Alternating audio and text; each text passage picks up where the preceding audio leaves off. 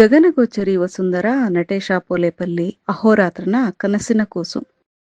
ಪರಿಕಲ್ಪನೆ ಅಹೋರಾತ್ರನದ್ದಾದರೂ ಅದನ್ನು ಅಕ್ಷರ ರೂಪಕ್ಕೆ ತಂದದ್ದು ಡಾಕ್ಟರ್ ಶ್ರೀವತ್ಸವಟಿ, ಲೇಖಕ ಹಾಗೂ ಸಂಶೋಧಕರು. ಮನಸೆಳೆಯುವ ಭೂದೃಶ್ಯಗಳನ್ನೊಳಗೊಂಡ ಈ ಪುಸ್ತಕವನ್ನು ಅನುವಾದ ಸಾಹಿತ್ಯ ಹಾಗೂ ವಿಮರ್ಶಕಿಯಾದ ಮಾತೃ ಸಮಾನರಾದ ಶ್ರೀಮತಿ ಮಾಲತಿ ಅಡ್ವಾಣಿ ಅವರು ಹಿಂದಿ ಭಾಷೆಗೆ ಭಾಷಾಂತರಿಸಿದ ಕಾರಣ ಈ ಪುಸ್ತಕ ಭಾರತದ ನಾನಾ ಮೂಲೆಗಳನ್ನು ತಲುಪಿದೆ. ಹಾಗೆ ಇತ್ತೀಚೆಗೆ ಶ್ರೀಮತಿ ಮಾಲತಿ ಅಡ್ವಾಣಿ ಅವರು ಆಕಸ್ಮಿಕವಾಗಿ ಮಾತಿಗೆ ಸಿಕ್ಕಾಗ ಗಗನಗೋಚರಿ ವಸುಂಧರ ಪುಸ್ತಕದ ಬಗ್ಗೆ ತಮ್ಮ ಮೆಚ್ಚುಗೆಯನ್ನು ವ್ಯಕ್ತಪಡಿಸಿದ್ದು ಹೀಗೆ. ಗಗನಗೋಚರಿ ಕನ್ನಡ ಪುಸ್ತಕ ಇದೆಯಲ್ಲ, ನಟೇಶ ಪೋಲೇಪಲ್ಲಿ ಅವರು ಬರ್ದಿರೋದು. ಹೌದು. ನೀವು ಟ್ರಾನ್ಸ್ಲೇಟ್ ಯಾವಾಗ ಮಾಡಿದ್ರಿ? ನಾನು ಬೇಗ ಮುಗಿಸಿನಿ. ಆದ್ರೂ ಕೂಡ ಅದು ಧಾರವಾಡದಾಗ ಏನು ಫಸ್ಟ್ DTP ಮಾಡಿಸಿದ ತುಂಬಾ ಮಿಸ್ಟೇಕ್ಸ್ ಇದ್ದು. ಅದಕ್ಕಾಗಿ ಹಿಂಗ್ಯಾರು ಕೊಡೋದು ಅಂತ ಹೇಳಿ ನನ್ನ ಸ್ಟೂಡೆಂಟ್ ನನ್ನ ಕೈ ಸೀದಾ ಕಡ್ಕೊಳತ್ತ. ಇವ್ರಿಗೆ ಚೆನ್ನಾಗಿ ಗೊತ್ತು, ಪೋಲೇಪಲ್ಲಿ ಅವರಿಗೆ ಫೋನ್ ಮೇಲೆ ಅವ್ರ ಡೈರೆಕ್ಟ್ ಆಕಿ ಟ್ರಾನ್ಸ್ಲೇಟು ಮಾಡಿದ್ಲು, DTPನೂ ಮಾಡಿ ಕೊಟ್ಲು. ಆಮೇಲೆ ಅದು ಪಬ್ಲಿಷ್ ಆಗಿದ್ದು ನಾ ಭಾಳ ಬೇಗ ಮುಗಿಸಿನಿ. ಎಷ್ಟೋ ಹರ್ಡಲ್ಸು, ಎಷ್ಟೋ ತೊಂದರೆ, ಅದಕ್ಕೆ ಬರೋದು ಮಾಡ್ಕೋತ ಕೂತಿದ್ದೆ. ಅಂತೂ ನಾನು 14 ಮುಗಿಸೀನಿ. ಅದರದ್ದು ಪಬ್ಲಿಷ್ ಆಗಲಿಕ್ಕೆ ಅವ್ರಿಗೂ ಏನೇನು ಇದು ಯಾತ್ರೆಗೆ ಹೋಗಿದ್ರು ನಟೇಶ್ ಅವರು, ಗೊತ್ತಲ್ಲ? ಇಲ್ಲ, ನನಗೆ ಇತ್ತೀಚೆಗೆ ಪರಿಚಯ. ಹೌದೇನು? ಈಗ ಒಂದು 2-3 ವರ್ಷದಿಂದ. ಹೌದು. ಅವರು ಒಮ್ಮೆ ಹಿಮಾಲಯಕ್ಕೆ ಹೋಗಿದ್ರು, ಮನಸ್ಸು ಹೋಗಿದ್ರು ಕಾಣ್ತ 2014 ಅದು. ಆಮೇಲೆ ಇತ್ಲ ಕಡೆ ಒಮ್ಮೆ ನಾವು ಫೋನ್ ಮಾಡಿದಾಗ ರಾಮೇಶ್ವರ ಆಕೆ ಕಳಿಸಿದ್ಲು. ಆಮೇಲೆ ಫಸ್ಟ್ ಟೈಮು ಆಕೆ ಕಳಿಸಿದ ಫೈಲ್ ಏನೋ ಮಿಸ್. ಈಗ ಅದನ್ನು ಪೆನ್ ಡ್ರೈವ್ದಾಗ ಸೇವ್ ಮಾಡ್ಕೊಂಡೆ ಇಲ್ಲ. ಹೀಗಾಗಿ ಮತ್ತೆ ರೀಟೈಪಿಂಗ್ ಆಗಿ 16 ಪಬ್ಲಿಷ್ ಆಯ್ತು ಆ ಬುಕ್. ಹಾಗೆ ನಾವು ನಮ್ಮ ಫ್ರೆಂಡ್ ಲಕ್ಷ್ಮೀನಗರ ಅಂದ್ರೆ Dharwad Lakshminagar training college retired principal ಅವರು. ನಾವು ದಿನ 1 ಗಂಟೆ ಸಾಯಂಕಾಲ ಒಟ್ಟ ಏನಾದ್ರು ಸಾಹಿತ್ಯದ ಮೇಲೆ ಮಾತಾಡೋದು. ನನಗೆ 4 ಬರ್ತಾವ: ಹಿಂದಿ, ಮರಾಠಿ, ಕನ್ನಡ, ಮಾತೃಭಾಷೆ, ಇಂಗ್ಲಿಷು. ಈ ಬುಕ್ಕಲ್ಲಿ ನಿಮಗೆ ಏನು ಆಸಕ್ತಿ ಅಂತ ಅನ್ನಿಸ್ತು? ವಿಮ್ಲಾ ನಾನು ಓದ್ಕೋತ ಕೂರ್ತಿದ್ದೆ ಒಮ್ಮೆ. ಅದ್ರ ಬಗ್ಗೆ ಅವ್ರಿಗೆ ಬುಕ್ ತರಿಸಿದ್ರು. ಏನೋ ಅವ್ರಿಗೂ ತುಂಬಾ ಹುಚ್ಚು ಬುಕ್ಸ್ ಇದ್ದು. ಆಮೇಲೆ ಅವರು ವಿಮ್ಲಾ ಇದು ನೋಡು, ಮಾಲ್ತಿ ಮತ್ತು ಎಷ್ಟು ಚೆನ್ನಾಗಿದೆ ನೋಡು ಬುಕ್. ನನ್ಗೆ ಭಾಳ ಇಷ್ಟ ಆಯ್ತು. ಮತ್ತು ಯಾವಾಗಲೂ ನನಗೇನು ನಮ್ಮ ಸಂಸ್ಕೃತಿ, ನಮ್ಮ ಧರ್ಮ, ನಮ್ಮ ರಾಷ್ಟ್ರದ ಬಗ್ಗೆ ಏನು ಒಳ್ಳೇದಲ್ಲ ಅದನ್ನು ನನಗೆ ಇಷ್ಟ ಆಗ್ತಿತ್ತು. ಅನುವಾದ ಮಾಡ್ಲೇನಂತ ಪೋಲೇಪಲ್ಲಿ ಅವ್ರಿಗೆ ಕೇಳಿದೆ. ಏನೂ ಇಲ್ಲ, ಅವ್ರದ್ದೊಂದು ನಂಬರ್ ಇತ್ತು. ಈಗ ಒಬ್ರನ್ನೊಬ್ರು ನಾವು ನೋಡೇ ಇಲ್ಲ. ಹೌದಾ? ಗೊತ್ತಿಲ್ಲ. ಕೇಳಿ ನಾನು ಅದು ಇನ್ನ ನಾವು ಬೆಂಗಳೂರಿಗೆ ಬರ್ತೀವಂತ ಐಡಿಯಾ ಐತಿದ್ದಿಲ್ಲ. ಬರ್ರಿ, ಅದು ಮುಗಿದ್ಮೇಲೆ ಇಲ್ಲೇ ರಿಲೀಸ್ ಮಾಡೋನು, ನಿಮ್ದು ಹೋಟೆಲ್ ಧಾರವಾಡದಾಗ ವ್ಯವಸ್ಥೆನ ಮಾಡ್ತೀನಿ, ಮನೆ ಅದ ಊಟಕ್ಕೆ ಕನಕ ಬರ್ರಿ. ಅದು ಬುಕ್ಕು ಪಬ್ಲಿಷ್ ಅವಕ್ಕಿಂತ ಮುಂಚೆ ನಾವು ಬೆಂಗಳೂರಿಗೆ ಬಂದುಬಿಟ್ಟಿವ. 16 ಒಳಗೆ ಬೆಂಗಳೂರಿಗೆ ಬಂದೆವು. ಮುಂದೆ 16 ಗುರು ಪೂರ್ಣಿಮಾ ಅಂತೇನೋ ಬರ್ತೀನಿ ನಾನು. ಅದ್ರಾಗ 16 ಗುರು ಪೂರ್ಣಿಮಾ ಆ ವೇಳೆಗೆ ಅದು ನನ್ನ ಕೈಗೆ ಅದು ಮುಗಿಸಿದ್ದು. ಆಮೇಲೆ ನನಗೆ ಇದು ಆಗಿದ್ದು, ಪಬ್ಲಿಷ್ ಆಗಿದ್ದು 16. ಏನು ಇಷ್ಟ ಆಯ್ತು ಈ ಬುಕ್ಕಲ್ಲಿ ನಿಮಗೆ? ನಮ್ಮ ಇದು ಅದಲ್ಲ, ನಮ್ಮಲ್ಲೇ ವೈಜ್ಞಾನಿಕತೆ ಎಷ್ಟಿತ್ತು ಅವರು ಉಲ್ಲೇಖ ಮಾಡ್ಯಾರ. ಅವರು ಇದು 1898ದಾಗ ವಿಮಾನ ಹಾರಾಟ ಮುಂಬೈ ಚೌಪಾಟಿ ಮೇಲೆ ನಮ್ಮವರು ಭಾರತೀಯರು ಅವರು ಹಾರಿಸಿದ ಉಲ್ಲೇಖ ಅದ. ಈಗಾದ್ರೂ ಕೂಡ ರೆಕಾರ್ಡ್ಸ್ ಅವಂತ 3 ಗಂಟೆ ಹಾರಿಸಿದ್ರು. ಆಮೇಲೆ ಆ್ಯಕ್ಚುಲಿ ವಿಮಾನ ತಯಾರಾಗಿ ಅದು ಸಾರ್ವಜನಿಕವಾಗಿ ಬರಲಿಕ್ಕೆ 1903 ಅಂದ್ರೆ 5 ವರ್ಷ ಮಾತ್ರ ಬಂದದ ವಿಮಾನ. ಅಂದ್ರೆ ನಮಗೆ ಬಹಳಷ್ಟು ದುರ್ಭಾಗ್ಯ ಅಂದ್ರೆ ಬಹಳಷ್ಟು ಇದು ಸುಟ್ಟು ಹೋಗ್ತದ. ಗೊತ್ತದಲ್ಲ ಮುಸಲ್ದ ದಾಳಿನ ಹೌದೌದು. ಎಲ್ಲ ಗ್ರಂಥಗಳು ಸುಟ್ಟು ಹೋಗ್ಯಾವ. ನಮ್ಮ ಎಂತೆಂತ ನಾಲಂದ ವಿಶ್ವವಿದ್ಯಾಲಯ ಹಾಳಾಗ್ತದ. ಮೊದ್ಲು ಪುಸ್ತಕ ಸುಡ್ತಾರ ಅವ್ರು, ಬುಕ್ಸು ಗ್ರಂಥ ಅವ್ರಿಗೆ ಏನು ಸಿಕ್ತೋ ಗೊತ್ತಿಲ್ಲ. ಆಮೇಲೆ ಆ ನಂತರ ಕೆಲವೇ ಒಂದೇ ಸ್ವಲ್ಪ ಸಿಕ್ಕುವಂತ ಅದೇನಂದ್ರೆ ಭಾರದ್ವಾಜ ತಂತ್ರ, ಯಂತ್ರ. ಆಮೇಲೆ ಅವ್ರಿಗೆ ಹಂಗೆ ಹೇಳಲ್ಲ, ಆ ರೀತಿಯಿಂದ ಇವರು ಅದನ್ನು ವಿಮಾನ ರಚನೆ ಮಾಡಿದ್ರು. ಆಮೇಲೆ ಅದ್ರಾಗ ಇಷ್ಟು ಕೂಡ ಅದ ಅಂತ ಏನಂದ್ರ ವಿಮಾನ ಚಾಲಕನ ವೇಷಭೂಷೆ ಹೇಗಿರ್ಬೇಕು, ವಿಮಾನ ಚಾಲನೆ ಮಾಡೋಕ್ಕಿಂತ ಮೊದಲ ಅವ್ರ ಆಹಾರ ಏನು ತಗೋಬೇಕು, ಇಷ್ಟು ಕೂಡ ಅದ್ರಾಗ ಸ್ಪಷ್ಟ ಬರ್ತದ. ಅದನ್ನೆಲ್ಲ ಇವರು ಅದರಂತೆ ತಯಾರು ಮಾಡಿ ರೈಟ್ ಬಂಧುಗಳು ವಿಮಾನ ಶೋಧ ಮಾಡೋಕ್ಕಿಂತ ಮುಂಚೆ ಇದು ನಮ್ದು ಆದ್ರೂ ಕೂಡ ಬ್ರಿಟಿಷರು ನಾವು ಪರಾಧೀನರಲ್ಲ, ಬ್ರಿಟಿಷರಿಗೆ ಸಿಕ್ಕಾಪಟ್ಟಿ ಸಿಟ್ಟು ಬಂದ್ಬಿಡ್ತೀವಿ. ಹಾಗೆ ಪರಾಧೀನ ರಾಷ್ಟ್ರಲ್ಲ, ನಮ್ದೇನ್ ಮಾಡ್ಲಿಕ್ಕೆ. ಅವ್ರು ಅದನ್ನ ಮುಚ್ಚಿಟ್ಟು ಬಿಟ್ರು. ಇಷ್ಟೇ ಅಲ್ಲದೆ ಇನ್ನೊಮ್ಮೆ ಹರಸಂಗಿಲ್ಲ ಅಂತ ಅದಕ್ಕೆ ಪ್ರತಿಬಂಧ ಹಾಕಿಬಿಟ್ರು. ಇದು ಬಂದ ಅಲ್ಲ. ಆಮೇಲೆ ಇದು ಗೊತ್ತದ ನಿಮಗ ಮಾಲಾದ್ವೀಪ. ಈಗ ಮಾಲಾದ್ವೀಪ ಎಲ್ಲ ಬ್ರಿಟಿಷರು ನಮ್ಮ ಉಚ್ಚಾರಣೆ ಎಲ್ಲಾನೇ ಕಲಿಸ್ಬಿಟ್ಟಾರೆ. ಮಾಲಾದ್ವೀಪ ಹೋಗಿ ಮಾಲ್ಡೀವ್ಸ್ ಆಗ್ಯದ. ಅದನ್ನ ಅದ್ರದ್ದು ಇಷ್ಟು ಚೆನ್ನಾಗಿ ವರ್ಣನ, ಇಷ್ಟು ವರ್ಣನ ಹೆಂಗ ಸಾಧ್ಯ ಇತ್ತು? ಯಾಕಂದ್ರೆ ಅದು 100 ಕಿಲೋಮೀಟರ್ ಅಷ್ಟು ಎತ್ತರ ಯಾವುದು ಇರ್ಲಿಕ್ಕೆ ಸಾಧ್ಯ ಇಲ್ಲ. ಬೆಟ್ಟದ ಮೇಲೆ ನಿಂತು ನೋಡ್ಬೇಕಂದ್ರೆ ಅಷ್ಟು ಎತ್ತರ ಇಲ್ಲಲ್ಲ, ಸಾಧ್ಯನೇ ಇಲ್ಲ. ಅದಕ್ಕ ಇದು ಅವ್ರು ಏನ್ ಮಾಡಿದ್ರಂದ್ರೆ ಆಕಾಶದಿಂದ ನೋಡಿ ನಮ್ಮ ಪೃಥ್ವಿ ಹಿಂಗದ, ಪೃಥ್ವಿ ಮಾಲಾದ್ವೀಪ. ಈಗ ಕೂಡ ಅದ್ರದ್ದು ಮುಖ್ಯ ದ್ವೀಪ ಏನದ ಮಾಲಿ ಹಂಗದ. ಮಾಲಿ ಹಂಗ ನಡುವ ಇದು ಅದ ಪದಕ, ಅದ ರಾಜಧಾನಿ. ಈಗ ಕೂಡ ರಾಜಧಾನಿ ಅದೇ. ಅದ್ರ ಹೆಸರು ಭಾಳ ವರ್ಷ ನಾನು ಆಮೇಲೆ ಓದಿದ್ದೆ. ಅದು ಕೂಡ ಅಷ್ಟೇ ಅದ. ಅಷ್ಟು ಒಂದೇ ಮಾತಲ್ಲ, ಪ್ರತಿಯೊಂದಕ್ಕೂ ಹೆಂಗ ಉದಾಹರಣೆ ಅಂದ್ರೆ ಮಾನಸ ಸರೋವರ ದಾಟಿ ಹೋದ ಮೇಲೆ ರಾವಣ ವೃದ್ಧ ಅಂದ್ರೆ ಸರೋವರ. ವೃದ್ಧ ಅಂದ್ರೆ ಸಂಸ್ಕೃತ. ರಾವಣ ವೃದ್ಧ ರಾಕ್ಷಸ ವೃದ್ಧ ಅಂದ್ರೆ ಅಲ್ಲಿ ಭಯಾನಕದ ಅಂತ ನಿಸರ್ಗ. ಅದನ್ನ ನೋಡಿ ಆ ಹೆಸರು ಹೆಂಗೆ ಇಡ್ಲಿಕ್ಕೆ ಸಾಧ್ಯದ? ಮಾನಸ ಸರೋವರ ದಾಟೋದು ಇಲ್ಲಿ ನಮ್ಮ ಹಿಮಾಲಯ ದಾಟಿ ಆಚೆ ಅದ. ಹಿಮಾಲಯ ಹತ್ತುದೇ ಕಷ್ಟ, ಹಿಮಾಲಯದ ಆಚೆ ಇದು ಕೈಲಾಸ ಮಾನಸರು. ಇದನ್ನೆಲ್ಲ ಅವ್ರು ಹೆಂಗ ವರ್ಣನೆ ಮಾಡಿದ್ರು. ಆಮೇಲೆ ಇನ್ನೊಂದು ಭಾರಿ ರೋಚಕವಾದ ಏನ ಅವರು ಬರ್ದಾರ ಅಂದ್ರೆ ಆ ಕಾಳಿದಾಸ ಮೇಘದೂತ ಬರ್ದಾರ. ಕಾಳಿದಾಸ ಮೇಘದೂತ. ಆಮೇಲೆ ಕಾಳಿದಾಸನ ವೇಳ್ಯಾಕ ವಿಮಾನ ಇರ್ಲಿಕ್ಕೆ ಬೇಕು. ಕಾಳಿದಾಸನ ವೇಳೆ ಯಾಕಂದ್ರೆ ಇಷ್ಟೊಂದು ಹಿಂಗೋಗು ಹಂಗೋಗು ದೂತ ಹೇಳ್ತಾನಲ್ಲ. ಯಕ್ಷಗಾನ ಅಂದ್ರೆ ಕಾಳಿದಾಸ. ಯಕ್ಷ ಹೇಳ್ತಾನೆ ಹಿಂಗೋಗು ಹಂಗೋಗು ಅಲ್ಲಿ ಹೋಗು ಇಲ್ಲಿ ಹೋಗು. ಅದನ್ನ ದಾಟಿ ಹೋಗಿ ಇದರ ಯಕ್ಷಲೋಕದ ಅಲ್ಲೇ ನನ್ನ ಪ್ರೇಯಸಿಗೆ ನೀನು ನನ್ನ ಸಮಾಚಾರ ತಿಳಿಸು. ಮೇಘ ಅಂದ್ರ ಇದನ್ನೆಲ್ಲ ಕ್ಲೌಡ್ಸ್, ಅದನ್ನೇ ದೂತ ಮಾಡಿಕೊಂಡು ಅವ ಆ ಸಂದೇಶ ಕಳ್ಸ. ಆಮೇಲೆ ಕೆಲವೊಬ್ರು ಉತ್ಸಾಹಿ ಜನ ಏನ್ ಮಾಡಿದ್ರು, ಕಾಳಿದಾಸ ಹೇಳಿದ ಮಾರ್ಗದಿಂದ ಹೆಲಿಕಾಪ್ಟರ್ದಿಂದ ಇದಕ್ಕೆ ಹೋದ್ರು, ದಾಟೆ ಸರಿಯಾಗಿ ಅದೇ ಮಾರ್ಗದಿಂದ ಹೋಗ್ಯಾರ.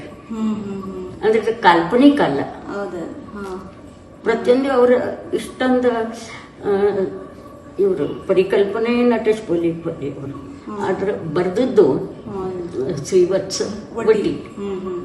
ಹೌದು. ಅತ್ಯಂತ ಸಂಯಮದಿಂದ ಬರ್ದಾರ ಅವ್ರು. ನಾ ಅವ್ರ ಜಾಗಕ್ಕೆ ಇದು ಸಿಟ್ಟಿಗೆ ಹೇಳ್ತಿದ್ರು ನಿಮ್ಗೆ ಗೊತ್ತೇ.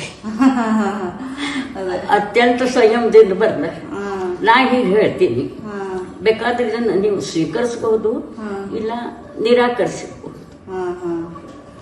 ಅಂದ್ರೆ ಇದು ಮೇಘದೂತನ್ನು ತಗೊಂಡ್ರು, ಆಮೇಲೆ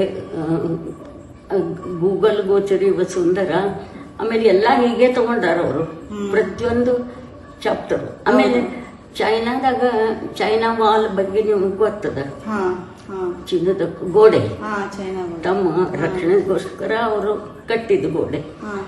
ಆಮೇಲೆ ಅಲ್ಲೇ ಏನದ ಅಂದ್ರ ಇದು ಶವ ತೂಗು ಹಾಕುದು, ಇದು ಅಂತ ಅವರು ಅಷ್ಟೊಂದು ನುಣುಪಾದ ಪರ್ವತ ಬೆಟ್ಟದ ಮೇಲೆ ಅಷ್ಟು ಹೋಗಿ ಹೆಂಗ ಅದನ್ನ ತೂಗಾಕ್ಲಿಕ್ಕೆ ಸಾಧ್ಯ ಅದ. ಅದಕ್ಕಾಗಿ ಅವರು ಒಂದು ಇಲ್ಲ ವಿಮಾನ ತಂತಂದ್ರೆ ಗೊತ್ತಿತ್ತು, ಇಲ್ಲ ಎರಡನೇದಂದ್ರೇನು ಅದು ಚೀನ್ ಒಳಗೆ ಒಂದು ಬೋ ಜಾತಿ ಅದ, ಬೋ ಹೆಸರು ಬೋ. ಅವ್ರಿಗೆ ಹಾರಾಟದ ಇದು ಗೊತ್ತಿತ್ತು, ಹಾರಾಟದ ಶಕ್ತಿ. ಹಂಗ ನಮ್ಮಲ್ಲೇ ಹೇಳ್ತಾರಲ್ಲ ಹನುಮಂತ ಹನುಮಂತ, ಬೇಕಾದಲ್ಲಿ ಹಾರಾಡೋ ಶಕ್ತಿ ಹನುಮಂತ ಇತ್ತದ.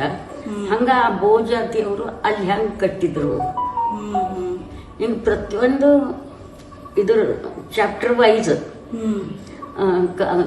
ಕಾಳಿದಾಸ ಮೇಘದೂತ ಗೋಚರಿ ವಸುಂಧರ, ಇದು ಒಂದೇ ಅಲ್ಲ.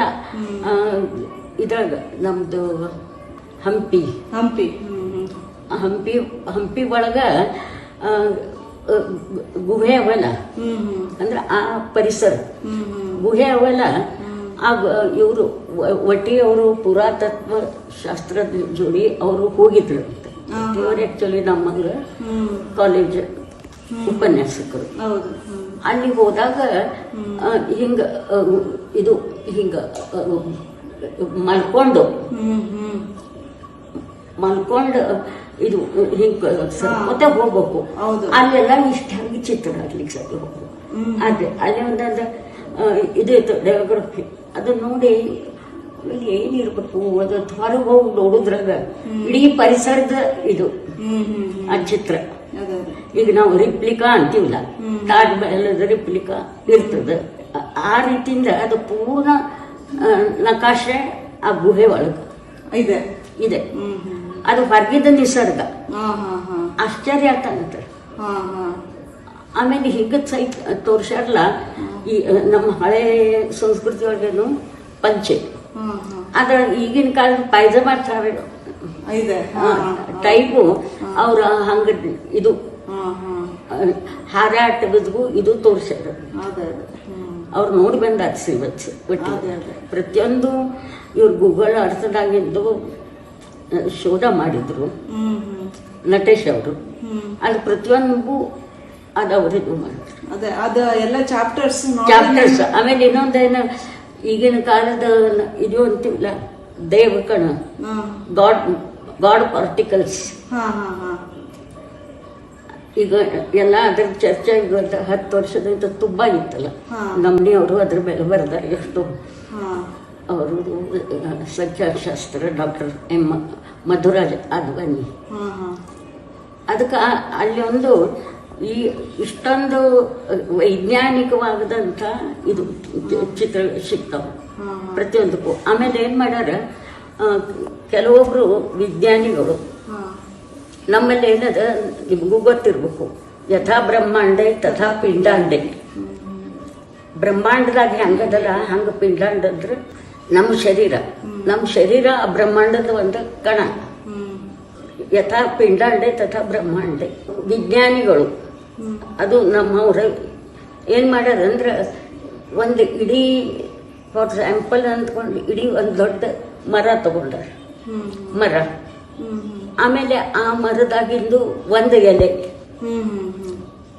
ಮೈಕ್ರೋಸ್ಕೋಪ್ದಾಗ ನೋಡಿದ್ರೆ ಅದು ಇಡೀ ಮರದ್ದೇ ಅದು. ಒಂದು ಸಣ್ಣ ಎಲೆ ಒಳಗೂ ಅದೇ. ಅದು ಒಂದು ಚಾಪ್ಟರ್ ಇದೆ. ಅದು ಒಂದು ದೊಡ್ಡ ಮರದಾಗೂ ಅದೇ. ನ್ಯೂನೋಮೀಟರ್ ಹಿಂಗೆಲ್ಲ ಎಲ್ಲ ತಗೊಂಡಾರ. ಅಂದ್ರೆ ಅತಿ ಸಮೀಪದಿಂದ ಅದನ್ನ ನೋಡ್ಯಾರ, ಅದ್ರ ಅನ್ವೇಷಣೆ ಮಾಡಿ. ಮತ್ತು ಅತಿ ದೂರದಿಂದ ಹೆಂಗ್ ಮಾಡಿದ್ರು ಅದೇ ಸ್ಟ್ರಕ್ಚರ್, ಅಂದ್ರೆ ಎಲೆದು.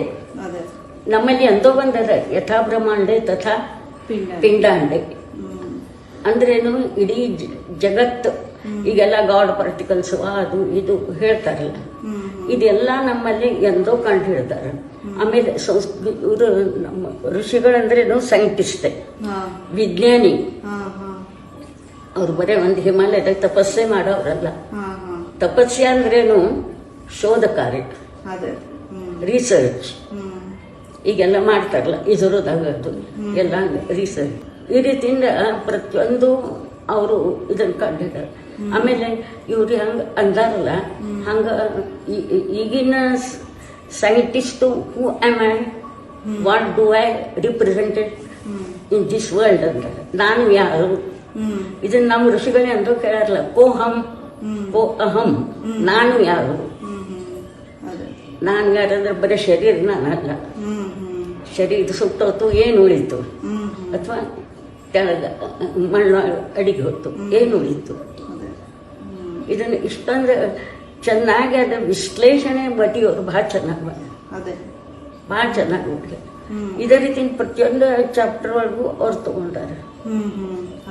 ಈ ರೀತಿ ಇದೆ. ಸೊ ಅದನ್ನ ನೋಡಿ ನಿಮಗೆ ಟ್ರಾನ್ಸ್ಲೇಟ್ ಮಾಡ್ಬೇಕನ್ನಷ್ಟು. ಇದನ್ನ ನನಗೆ ಯಾವಾಗಲೂ ನಮ್ಮ ಭಾರತೀಯ ಸಂಸ್ಕೃತಿ ನಮ್ಮ ಇಂಥದ್ದ ಮಾಡಿರ್ತೀನಿ ಅನುವಾದ. ನಿಮ್ಮ ಪರಿಚಯ ಹೇಳಿ. ನಾನು ಏನಿಲ್ಲ ಅಂತಂದ್ರೇನಲ್ಲ, ಒಂದು 10-15 ಬುಕ್ಸ್ ಪಬ್ಲಿಷ್ ಆಗ್ಯಾವ. ಅನುವಾದ ಮಾಡೀನಿ. ಅದ್ರ ಹೊರತಾಗಿ ನಾನು ವಿಮರ್ಶೆನೂ ಮಾಡೀನಿ. ಆ ವಿಮರ್ಶಕ್ಕೆ ನನಗೆ ಇದು HR ಮಿನಿಸ್ಟರಿಂದ ಇದು ಸಿಗ್ತದೆ. ಈಗಿನ ಜೀವಿತ ಅದನ್ನು ನೋಡಿ ಅದು ಸರಿ ಮಾಡಿ ಮಿನಿಸ್ಟ್ರಿಯಿಂದ. ಅದರ ಏನದ ನಾನ್ ಹಿಂದಿ ಸ್ಪೀಕಿಂಗ್ ಹಿಂದಿ ರೈಟರ್ಸ್ ಸಲುವಾಗಿ ಒಂದು ಇರ್ತಾರೆ. ಪ್ರತಿ ಸಲ ಒಬ್ಬರಿಗೆ ಕೊಡ್ತಾರೆ.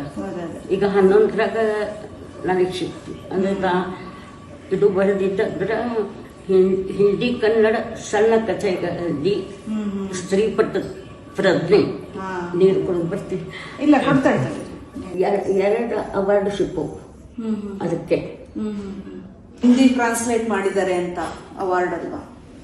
ಹಿಂದಿ ಟ್ರಾನ್ಸ್ಲೇಷನ್ಗೆ ಅವಾರ್ಡ್ ಸಿಕ್ಕಿಲ್ಲ ನನಗೆ. ವಿಮರ್ಶೆಗೆ 10ನೇ ಇದರದ್ದು ಡಿಕೆ ಇದೆ ಕಾದಂಬರಿಗಳು, ಅದಕ್ಕೂ ಸಿಕ್ತು ಒಂದು ಅವಾರ್ಡು. ಅವೆರಡತ್ತು. ಆಮೇಲೆ ಒಟ್ಟ 4 ಸಿಕ್ಕವು ನನಗೆ ನ್ಯಾಷನಲ್ ಲೆವೆಲ್ದು. ಆಮೇಲೆ ಇನ್ನೊಂದು ರೇಡಿಯೋ ಸ್ಟೇಷನ್ದವರು ನನಗೆ ಕೇಳಿದ್ರು, ಏನಂದ್ರು, ಸೌದತ್ತಿ ಜ್ಯೋತಿ ಗೊತ್ತಲ್ಲ, ದೇವದಾಸಿ. ಅದ್ರ ಮೇಲೆ ಕನ್ನಡದಾಗ ಅದಕ್ಕೆ ಏನದು ಅಂದ್ರೆ ಮುತ್ತಾಗಿ ಕಾಡಿತು ಮಾಯೆ. ಅವ್ರದ್ದು ದೌರ್ಭಾಗ್ಯ. ಒಂದು ಸಣ್ಣ ಹುಡುಗಿ 12-13 ವರ್ಷಕ್ಕೆ ಆದ ಕೂಡಲೇ ಆಕಿನ್ನ ದೇವದಾಸಿ ಅಂದ್ರೆ ವೇಶ್ಯೆ. ಆ ಹುಡುಗಿನ ಒಂದು ವ್ಯಥೆ ಕಥೆ ಮುತ್ತಾಗಿ ಕಾಡಿತು ಮಾಯೆ. ಅದನ್ನ ನಾನು ಅನುವಾದ ಮಾಡಿದ್ದ. ಎದರೊಳಗಂದ್ರೆ ಮೋತಿ ಬನ್ ಗಯಾ ಗಲೆ ಕಾ ಫಾನ್ಸ್ ಅಂದ್ರೆ ಇದು ಉರ್ಲು. ಅದಕ್ಕೆ ಆಲ್ ಇಂಡಿಯಾ ರೇಡಿಯೋ ಇದ್ರಾಗ ಏಕಾಂಕಿಯನ್ನು ನಾಟಕ ನ್ಯಾಷನಲ್ ಲೆವೆಲ್ ಇರುತ್ತೆ, ರಾಷ್ಟ್ರೀಯ ಇದಕ್ಕೆ. ಹೀಗಾಗಿ ಒಟ್ಟು 4 ರಾಷ್ಟ್ರೀಯ ಇದು ಸಿಕ್ಕಾವ. ಆಮೇಲೆ ಅದು ನನಗೆ HRD ಅಂದ್ರೆ ಹ್ಯೂಮನ್ ರಿಸೋರ್ಸಸ್ ಮಿನಿಸ್ಟ್ರಿ ಅಲ್ಲಿಂದ ಬಂದು ಈಗ ಇದು 11ರಾಗ ಬಂದದಂದ್ರೆ 11 ವರ್ಷ ಆಯ್ತು. ಅದು ಜಾಸ್ತಿನೇ ಆಗ್ತಲ್ಲ. ಅದಕ್ಕೆ 10 ವರ್ಷದ ನಂತರ ಮತ್ತೆ ಅಲ್ಲಿ ನಾವು ಅಪ್ಲೈ ಮಾಡಬಹುದು. ಕನ್ನಡ 4 ಬುಕ್ ಕಳಿಸಿದ್ದಾರೆ. Thank you.